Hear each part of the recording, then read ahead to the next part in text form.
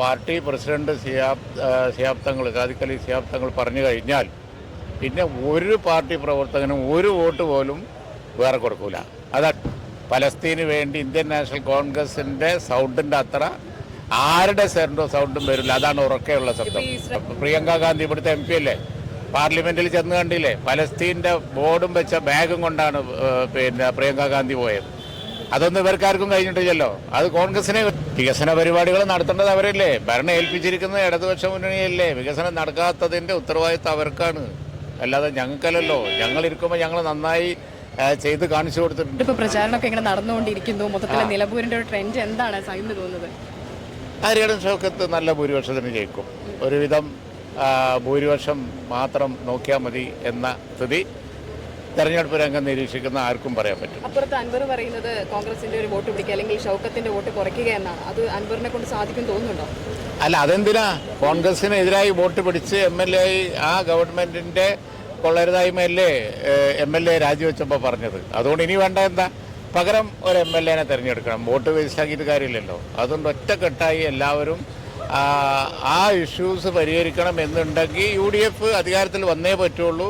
അതിനുവേണ്ടി ഇടക്കാലത്ത് നടക്കുന്ന തെരഞ്ഞെടുപ്പിൽ UDF സ്ഥാനാർത്ഥിയെ വിജയിപ്പിക്കണം. അതാണിത്. വലിയ രീതിയിൽ ഇടതാണെങ്കിലും BJP ആണെങ്കിലും പറയുന്നത് ഷൗക്കത്തിന്റെ ചില സിനിമകളൊക്കെ മുസ്ലിം ലീഗിനെ ചൊടിപ്പിച്ചിട്ടുണ്ട്, അതുകൊണ്ട് മുസ്ലിം ലീഗ് പിന്തുണയ്ക്കില്ല എന്ന തരത്തിലൊക്കെ വ്യാപക പ്രചാരണം. ഇല്ല, ഞങ്ങളിതാ ഇപ്പോൾ ഞാനിവിടെ സെയ്ദ് ഖാദിഖലി ശിഹാബ് തങ്ങളുടെ ഇലക്ഷൻ പ്രചരണ പരിപാടിയിലാണുള്ളത്. പാർട്ടി പ്രസിഡന്റ് ശിഹാബ് തങ്ങൾ ഖാദിഖലി ശിഹാബ് തങ്ങൾ പറഞ്ഞു കഴിഞ്ഞാൽ പിന്നെ ഒരു പാർട്ടി പ്രവർത്തകനും ഒരു വോട്ട് പോലും വേറെ കൊടുക്കൂല. അതാണ് ഞങ്ങളെ പാരമ്പര്യം. അതുപോലെ തന്നെ പറയുന്നത് ഇപ്പോൾ UDFന് ഒരു തരത്തിലുള്ള വികസന പരിപാടികളും പറയാനില്ലാത്തത് കൊണ്ടാണ് ആരോപണങ്ങൾ ഉന്നയിക്കുകയാണെന്നാണ് ഇപ്പോൾ LDF പറയുന്നത്. വികസന പരിപാടികൾ നടത്തേണ്ടത് അവരല്ലേ, ഭരണം ഏൽപ്പിച്ചിരിക്കുന്നത് ഇടതുപക്ഷ മുന്നണിയല്ലേ. വികസനം നടക്കാത്തതിൻ്റെ ഉത്തരവാദിത്വം അവർക്കാണ്, അല്ലാതെ ഞങ്ങൾക്കല്ലല്ലോ. ഞങ്ങളിരിക്കുമ്പോൾ ഞങ്ങൾ നന്നായി ചെയ്ത് കാണിച്ചു കൊടുത്തിട്ടുണ്ട്. ഇവിടെ കോളേജും മെഡിക്കൽ കോളേജും അതുപോലെ ബാക്കിയുള്ളതും ഒക്കെ ഈ മലപ്പുറം ജില്ലയിൽ കൊണ്ടുവന്ന് ഞങ്ങളല്ലേ. 5-8 കൊല്ലമായിട്ട് ഇപ്പോൾ ഒന്നും നടക്കുന്നില്ല. അതിൻ്റെ ഉത്തരവാദി ഭരണത്തിലിരിക്കുന്നവരല്ലേ, പ്രതിപക്ഷത്തിരിക്കുന്നവരല്ലല്ലോ. പ്രതിപക്ഷം ഉറക്കെ ശബ്ദിക്കുന്നുണ്ട്. ഞങ്ങളത് തുടരും. ഇലക്ഷൻ കഴിഞ്ഞാൽ ഞങ്ങൾ അധികാരത്തിൽ വന്നാൽ ഇതൊക്കെ ചെയ്ത് ഞങ്ങൾ കാണിച്ചു കൊടുക്കുകയും ചെയ്യും. ഓക്കെ. ഇപ്പോൾ പറയുന്നത് മുമ്പും നിലമ്പൂർ, അതായത് പലസ്തീൻ വിഷയത്തിലാണെങ്കിലും മുസ്ലിം വിഷയത്തിലാണെങ്കിലും സംസാരിച്ചിട്ടുള്ള ആളാണ് സ്വരാജ് എന്ന തരത്തിൽ അത്തരത്തിലൊരു കാര്യത്തിലേക്ക് ഇപ്പോൾ പ്രചാരണം. അതാണ് ഞാൻ പറഞ്ഞത്. ആ ശബ്ദം ഇന്ത്യൻ നാഷണൽ കോൺഗ്രസിൻ്റെ ശബ്ദത്തോളം വരൂല.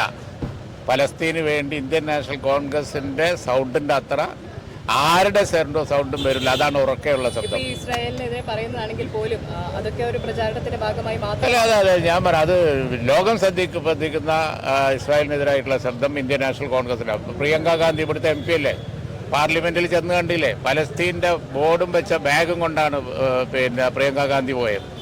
അതൊന്നും ഇവർക്കാർക്കും കഴിഞ്ഞിട്ടില്ലല്ലോ. അത് കോൺഗ്രസിനെ കഴിയുള്ളൂ. ഓക്കെ.